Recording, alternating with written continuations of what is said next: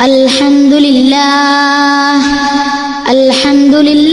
nahmaduhu wa nasta'inuhu wa nu'minu bihi wa natawakkalu alayhi wa na'udhu billahi min shururi anfusina wa min sayyiati a'malina man yahdihillahu fala mudilla lahu wa man yudlilhu fala hadiya lahu wa nashhadu an la ilaha illallah wa anna muhammadan abduhu wa rasuluhu arsalahu bil huda wa dinil haqq liyuzhirahu ala ad-dini kullihi walau karihal mushrikun.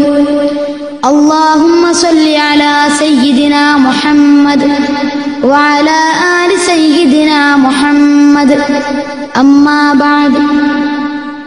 ബഹുമാനവും ആദരവും നിറഞ്ഞ എൻ്റെ രക്ഷിതാക്കളെ, സഹോദരന്മാരെ, സഹോദരികളെ, അസ്സലാമു അലൈക്കും വറഹ്മത്തുള്ളാഹി. അഷ്റഫുൽ ഖൽഖ് റസൂലുള്ളാഹി സ്വല്ലല്ലാഹു അലൈഹി വസല്ലമ തങ്ങളുടെ കുടുംബത്തെ സംബന്ധിച്ച് മനസ്സിലാക്കലും അവരെ ബഹുമാനിക്കലും നമുക്ക് അനിവാര്യമാണ്. തിരുനബി തങ്ങളുടെ ഉന്നാര കുടുംബത്തിന്റെ മഹത്വങ്ങളും മഹിഷ്ഠതകളും പറഞ്ഞു തീർക്കാൻ സാധ്യമല്ലെങ്കിലും ബറക്കത്തിന് വേണ്ടി ചില സുപ്രധാന ചരിത്ര ഭാഗങ്ങളും മഹിമകളും നിങ്ങളുടെ മുമ്പിൽ വെക്കുവാനാണ് ഞാൻ ആഗ്രഹിക്കുന്നത്. ബഹുമാനപ്പെട്ട മുത്തുനബിയുടെ കുടുംബം ഒരെത്തിനോട്ടം മാത്രമാണിത്. സഹോദരങ്ങളെ, നമുക്കാദ്യമായി മുത്തുനബിയുടെ ആദ്യത്തെ സഹധർമ്മിണിയെ പരിചയപ്പെടാം. ആരായിരുന്നു ആ മഹദി? അന്ത്യപ്രവാചകരുടെ ജീവിതാധ്യായങ്ങളിലേക്ക് പ്രഥമമായി കടന്നു വന്ന ബീവി, ആ പുണ്യപൂവായ റസൂലുള്ളാഹിയുടെ തങ്കത്തേക്കാൾ ലംഘുന്ന ശരീരവുമായി ആദ്യമായി ഒട്ടിച്ചേർന്നുല്ലസിച്ച ബീവി, ആ ചുണ്ടുകളോട് ചുണ്ടുകൾ ചേർന്ന ബീവി, തിരുനബിയുടെ ആ കാരുണ്യക്കടലായ കരവലയത്തിലേക്ക് ആദ്യമായി ഇണമണിയായി വന്നെത്തിയ ബീവി ആരാണ്? ഖദീജത്തുൽ കുബ്ര റളിയല്ലാഹു അൻഹാ. എത്ര ഭാഗ്യവതിയാണ് ഖദീജ, എത്ര സ്ഥാനപതിയാണ് ഖദീജ, എത്ര സൗഭാഗ്യ സമ്പന്നയാണ് ഖദീജ. ഖദീജ റളിയല്ലാഹു അൻഹാ ബുദ്ധിമതിയാണ്, കുലീനയാണ്, സുന്ദരിയാണ്. ഖദീജത്തുൻ ശഹീറത്തുൻ ജലിയ വഫീറത്തുൻ സനിയത്തുൻ ഗാനിയ. ഖദീജ പ്രശസ്തയാണ്, മക്കയിലെ സുപ്രസിദ്ധ കുലപതിയാണ്, വല്ലാത്ത ഭാഗ്യവതിയാണ്, സമ്പന്നയാണ്. ഖദീജ ബീവിക്ക് വല്ലാത്ത വിവരമാണ്, വിവേകമാണ്, പൂർവ്വഗ്രന്ഥങ്ങളിൽ കൂടുതൽ അറിവുള്ള പെണ്ണാണ്. അവസാനം ഒരു പ്രവാചകൻ വരാനിരിക്കുന്നുണ്ടെന്നും ആ പ്രവാചകന്റെ അടയാളങ്ങൾ ഇന്നതാണെന്നും ഖദീജ പഠിച്ചു വച്ചിരിക്കുകയാണ്. മക്കയിലെ ധനാഢ്യയായ ഖദീജക്ക് വലിയ കച്ചവടമുണ്ട്. ഷാമിലേക്കും മറ്റും ഖദീജ ബീവിയുടെ കച്ചവട സംഘം യാത്ര പോകാറുണ്ട്. ഖദീജ ബീവിയുടെ കച്ചവടങ്ങൾ അറേബ്യയിൽ വിവിധ നാടുകളിൽ നടക്കുന്ന കാലം, അന്ന് നബിയുനാ മുഹമ്മദ് മുസ്തഫ സല്ലല്ലാഹു അലൈഹി വആലിഹി വസഹ്ബിഹി വസല്ലം തങ്ങൾ 15 വയസ്സുള്ളൊരു കാലം. അതേ നബി തങ്ങളുടെ കുട്ടിക്കാലം. മക്കയിലാകെ അൽ അമീൻ അൽ അമീൻ എന്ന സ്നേഹാദരവോടെ മുത്തുനബിയെ വിളിച്ചു വരുന്ന കാലം. അന്ന് ആ 15 വയസ്സുള്ള കുട്ടി സാഫറ ശാമ മഅ മൈസറ ഗുലാമി ഖദീജത്ത് ബിൻത് ഖുവൈലിദ്. അന്ന് ഖുവൈലിദിന്റെ മകളായ ഖദീജ ബീവിയുടെ അടിമയായിരുന്ന മൈസറത്തിന്റെ കൂടെ ആ കച്ചവട സംഘത്തിൽ അതാ അൽ അമീൻ ആഗ്രഹം പ്രകടിപ്പിച്ച് യാത്ര പോവുകയാണ്. ആ രംഗം ഖദീജയെ വല്ലാതെ സന്തുഷ്ടയാക്കി.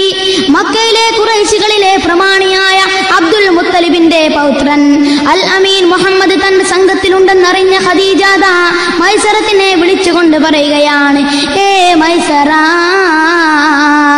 ലാ തഅസി ലഹു അംറാ വലാ തുഖാലിഫു ലഹു റഅയ.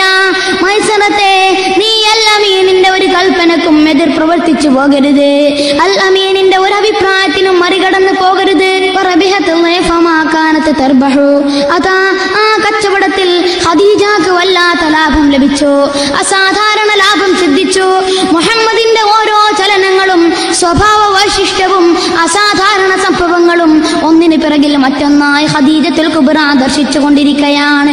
ആ പുണ്യപൂർണിമയുടെ അസാധാരണത്വം ഖദീജയെ തട്ടി ഉണർത്തുകയാണ്. ആ പുണ്യപൂവിന്റെ ഖദീജയെ ആകർഷിച്ചിരിക്കുകയാണ്.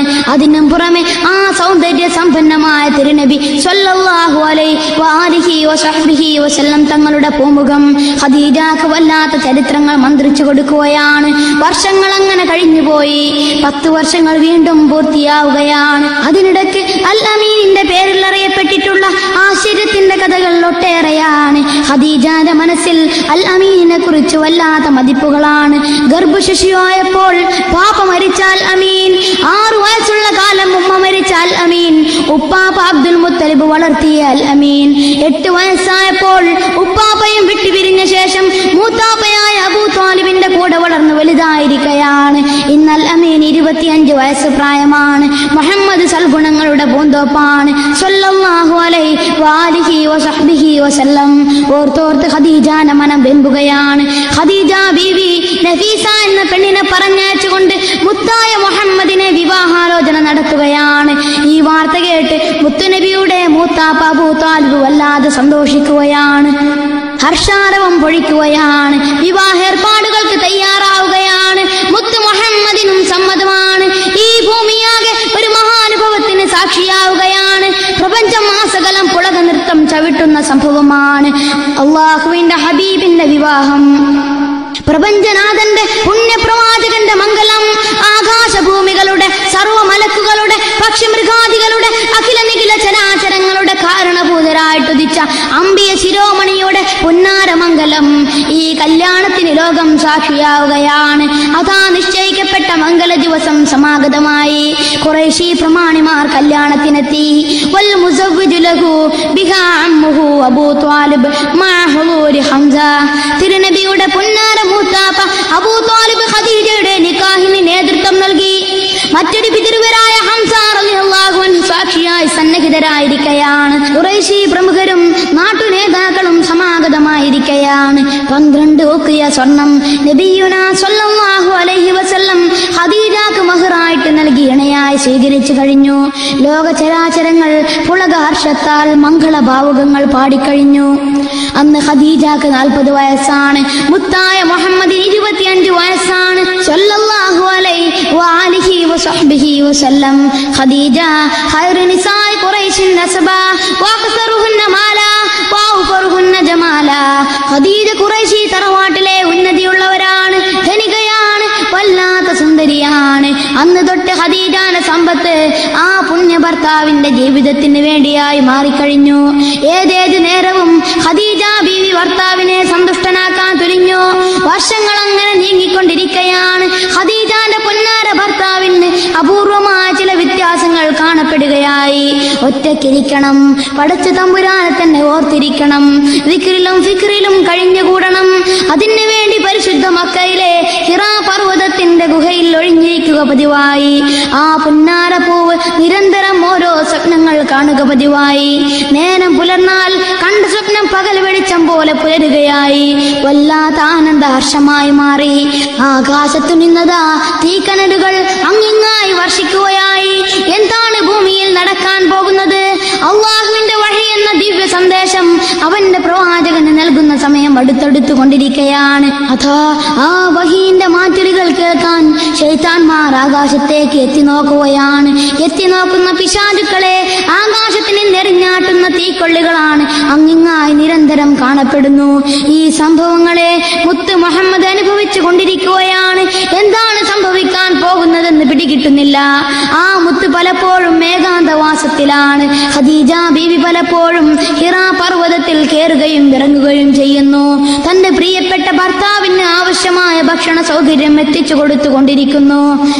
ഇടയ്ക്കിടയ്ക്ക് ഹിറായിൽ നിന്ന് ആ മുത്ത് ഇറങ്ങി വരും. അതാ ഒരു ദിവസം മലമുകളിൽ നിൽക്കുമ്പോൾ യാ മുഹമ്മദ് മുഹമ്മദ് എന്നൊരു വിളിയാളം കേട്ടുപോയി. ആ പുണ്യപൂവിന് ഒന്നും തിരിഞ്ഞില്ല. ആരാണ് വിളിക്കുന്നത്? ഫനവറ യമീനൗ വശിമാല. ഇടത്തോട്ടും വലത്തോട്ടും തിരിഞ്ഞു നോക്കി. ഫലം യാതൊരു സംഗതിയും പിടികിട്ടുന്നില്ല.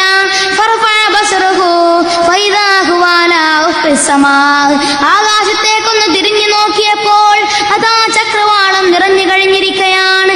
ആകമാനം എന്തെന്നില്ലാത്ത പ്രകാശം. അതാ വിളിക്കുന്നു യാ മുഹമ്മദ്. ജിബ്രീൽ ജിബ്രീൽ, ഏ മുഹമ്മദേ, ഇതാ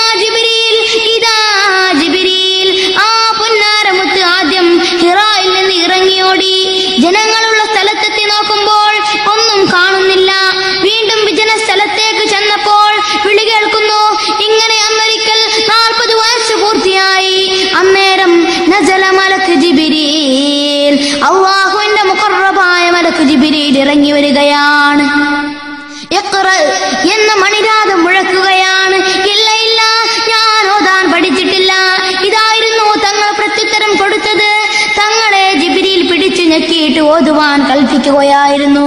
അവസാനത്തെ പ്രാവശ്യം മാലം ഞാലം വരെ ഓതിക്കൊടുത്തു. ഒന്നും മുൻ പരിചയമില്ലാത്ത മുത്തുനബി മുഹമ്മദ് മുസ്തഫ സ്വല്ലല്ലാഹു അലൈഹി വആലിഹി വസഹ്ബിഹി വസല്ലം വീട്ടിലേക്ക് ഓടുകയാണ്. ഇമാം ബുഖാരി നിവേദനം ചെയ്യുകയാണ്, ഫറജഅ ബിഹാ റസൂലുള്ളാഹ് സ്വല്ലല്ലാഹു അലൈഹി വസല്ലം യർജഫു ഫുആദുഹു. അതാ നബി സ്വല്ലല്ലാഹു അലൈഹി വസല്ലമ തങ്ങൾ ഹൃദയം കിടുകിടെ വിറച്ച് ഓടിപ്പോവുകയാണ്. ഫദഖല അലാ ഖദീജത്ത് ബിൻത് ഖുവൈലിദ്. നബി തങ്ങൾ തന്റെ പുന്നാര മണവാട്ടിയായ ജീവിത പങ്കാളിയായ ശാന്തിയുടെ നാഴികക്കല്ലായ വിജ്ഞാന സിദ്ധയായ നാരീമണി ഖദീജത്തുൽ കുബ്രായുടെ ചാരത്തേക്ക് കിതച്ച് കുതിച്ചോടി വന്നതാ പറയുകയാണ്, സമ്മിലൂനി സമ്മിലൂനി യാ ഖദീജ, ഹേ ഖദീജ, എനിക്ക് പുതപ്പിട്ട് തരുവീൻ, എന്നെ പുതപ്പിട്ട് മൂടിത്തരുവീൻ. വസമ്മലൂഹു ഹത്താ ദഹബ അൻഹു റൗഹ്. അതാ ഖദീജ മുത്ത് നബിയെ പുതപ്പിട്ട് മൂടിക്കൊടുത്തു. ആ മുത്തിന്റെ മനോഭയം പമ്പ കടന്നുപോയി. ഹിറാ ഗുഹയിൽ വെച്ച് നടന്ന എല്ലാ സംഭവങ്ങളും മുത്ത് മുഹമ്മദ് മുസ്തഫ സ്വല്ലല്ലാഹു അലൈഹി വആലിഹി വസഹബിഹി വസല്ലം തങ്ങൾ ഖദീജയ്ക്ക് വിവരിച്ചു കൊടുത്തു. നബി തങ്ങൾ ഇവിടുത്തെ പുന്നാര ഖദീജയോട് പറയുന്നു, ഖദീജ ലഖദ് ഖശീതു അലാ നഫ്സി. ഖദീജ, ഞാൻ എന്റെ കാര്യത്തിൽ വല്ലാതെ പേടിച്ചു പോയി ഖദീജ. ഖദീജ തന്റെ മണിമാരനെ ശാന്തരാക്കി.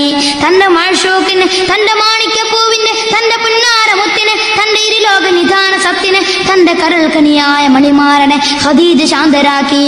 കല്ലാ വല്ലാഹി മാ യുഹ്ദീകല്ലാഹു അബദാ. ഇല്ല തങ്ങളെ, പടച്ച തമ്പുരാൻ ഒരിക്കലും തങ്ങളെ വൈഷമത്തിൽ അകപ്പെടുത്തുകയില്ല.